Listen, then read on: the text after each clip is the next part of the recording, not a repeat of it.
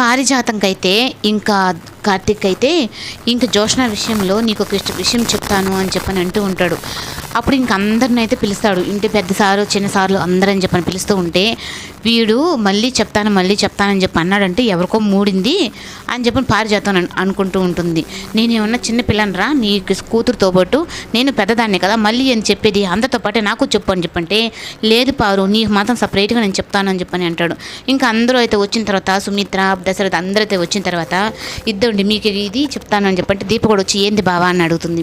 అప్పుడు నీకైతే నువ్వు ఇంకా సంతోషపడతావు దీప ఈ విషయంలో అని చెప్పి అనేటప్పటికీ ఇంకా తనైతే చూపిస్తాడు ఇంక అందరికీ.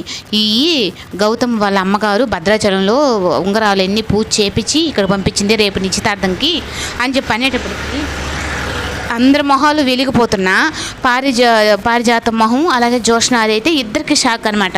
వీళ్ళేమో ఎలాగోలాగా నిశ్చితార్థం ఆపేయాలని చెప్పని వీళ్ళు అనుకుంటూ ఉంటే ఇంక ఈ కార్తీక్ అయితే ఈ పెళ్లి పనులు అయితే చేస్తున్నాడని చెప్పనని ఒక పక్క పారిజాతంకి జోష్నకైతే ఇంకా షాక్ అనమాట, పెద్ద షాకు.